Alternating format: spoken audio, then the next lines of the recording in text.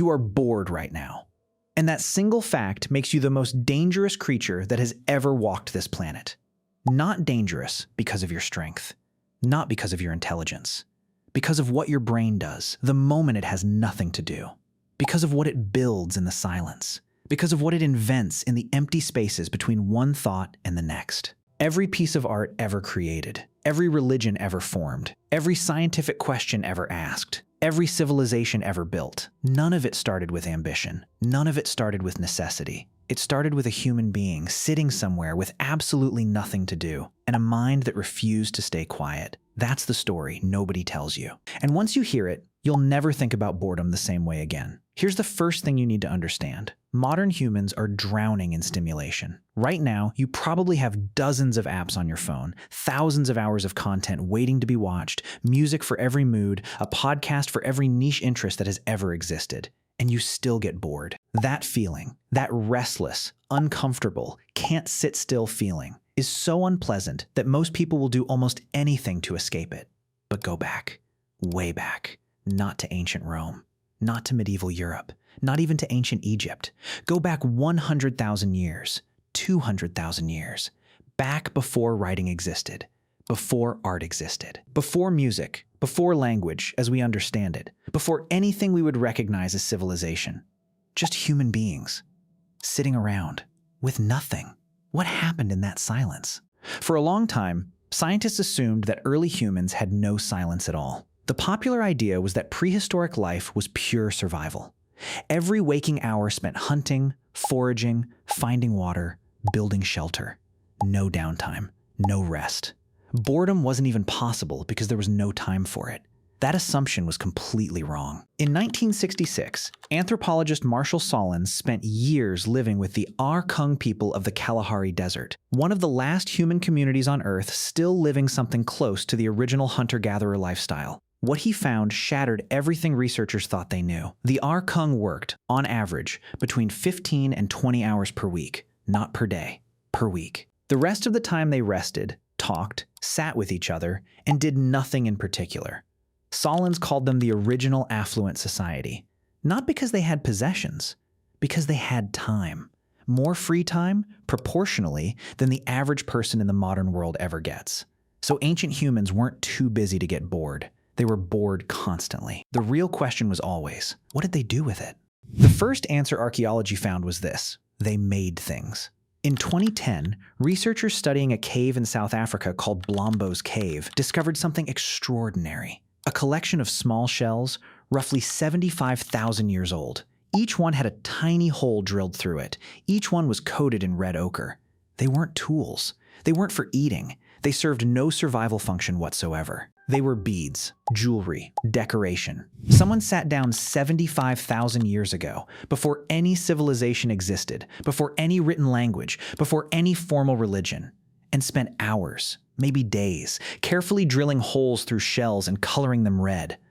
Not because they had to, because they had nothing else to do and their hands needed something to hold. That collection of shells is the oldest known art object in human history. And it didn't begin with inspiration. It didn't begin with vision or creativity or artistic genius. It began with boredom.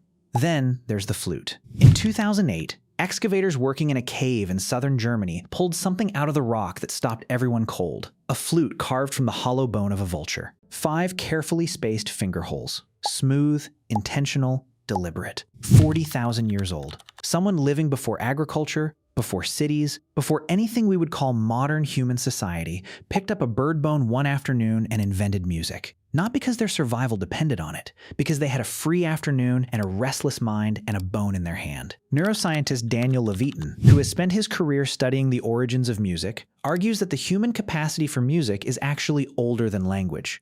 Our brains were built for rhythm and melody before they were built for complex speech. Because rhythm is pattern recognition. And pattern recognition, the ability to hear something once and predict what comes next, was one of the core survival skills that kept early humans alive. Boredom found that wiring and turned it into something no one had ever heard before. But here's where the story goes somewhere deeper. Art is remarkable. Music is remarkable. But boredom didn't stop there. It invented something that changed the entire trajectory of the species. It invented imagination. Think carefully about what boredom actually is. To be bored, you need a concept of time. You need to be aware that this moment is lasting too long. That something else could be happening right now. That the future exists, and it could be different from the present. Boredom, at its core, is the brain recognizing a gap between what is and what could be. That's not a small thing. That's everything. Animals don't experience boredom the way humans do. A dog waiting for its owner to come home isn't bored. It's simply waiting. It has no concept of what else could be happening. It can't imagine an alternative present. But a human sitting in a cave 100,000 years ago, staring into a fire with nothing to do, that brain starts generating alternatives. What if the hunt goes wrong tomorrow? What if the sound outside the cave is something dangerous? What's on the other side of that mountain range? Where do people go when they die? Why does the sun disappear every night and come back every morning? Every question religion has ever tried to answer started exactly like that. Every question philosophy has wrestled with for thousands of years. Every question science is still working on. None of them began in a library or a laboratory or a place of worship. They began in silence. They began with a mind that had nothing to occupy it and refused to stay still. In 2013, psychologist Sandy Mann published research that gave numbers to what ancient humans had discovered by accident. She had participants complete the most tedious task she could design, copying numbers by hand out of a phone book for an extended period of time. Then she tested their creative output immediately afterward. The bored group didn't just do slightly better than the control. They dramatically outperformed everyone else, because boredom doesn't empty the brain. It forces the brain to generate its own material. And when the human brain is left to generate its own material without external input or distraction, what it produces is extraordinary. But of everything boredom invented, one thing mattered more than the rest: stories. Anthropologist Robin Dunbar, the researcher who identified that human social groups naturally stabilize around 150 people, spent years analyzing what humans actually talk about when conversation has no practical purpose. His finding was striking. Roughly 65% of all human conversation is social storytelling. Who did what? What happened to someone both people know? What someone said and what it meant? What's going on between two people in the group? This sounds like gossip. It is gossip. And Dunbar's argument is that gossip is one of the most important things human beings ever developed. Before language existed, primates built social bonds through physical grooming, picking through each other's fur, removing parasites, maintaining relationships through touch. It worked. But it had a hard limit. You can only groom one individual at a time. Your social circle could only be as large as your grooming hours allowed. Language broke that limit entirely. Suddenly, you could bond with 3 people at once, 10 people. An entire group gathered around a fire. You could tell a story about someone who wasn't even present and build trust with people you had never physically touched. You could maintain complex relationships across distances and time in ways no primate had ever managed. Dunbar's conclusion is radical but compelling. Language didn't evolve primarily to coordinate practical tasks like hunting or gathering. It evolved because human beings were sitting around with nothing to do and started talking about each other. Boredom invented storytelling. Storytelling invented language. Language invented human civilization. Now here is what nobody in the modern world wants to hear. Psychology has a name for what happens when boredom is completely eliminated. It's called cognitive overload.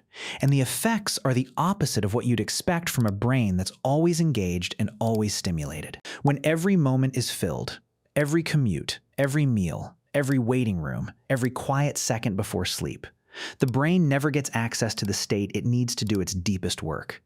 There's a network in the brain called the default mode network. It's the system that activates specifically when you are doing nothing, when your mind is wandering. When you're staring out a window or lying on your back or sitting in silence with no particular task in front of you, that network is responsible for creativity, for self-reflection, for empathy, the ability to imagine what another person is thinking and feeling, for the kind of long-range thinking that connects distant ideas into something new. It is, in a very real sense, the network that makes you fully human, and it only switches on when you're bored. The human brain spent hundreds of thousands of years learning to use silence productively, learning to transform the discomfort of having nothing to do into something meaningful. A bead, a melody, a story, a question that nobody had ever asked before.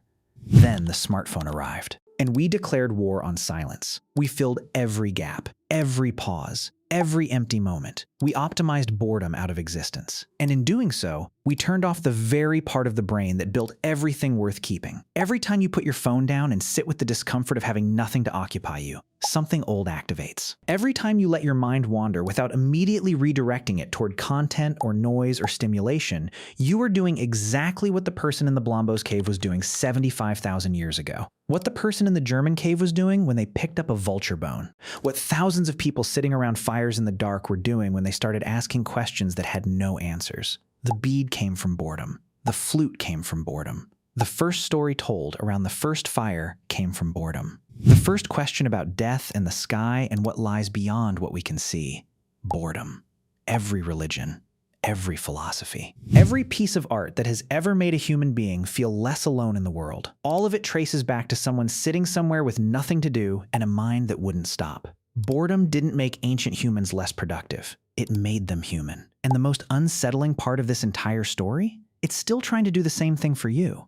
Every time you feel it. Every time you reach for your phone to make it stop. The most important thought you will ever have is waiting on the other side of that discomfort. The question is whether you'll let yourself be bored long enough to find it.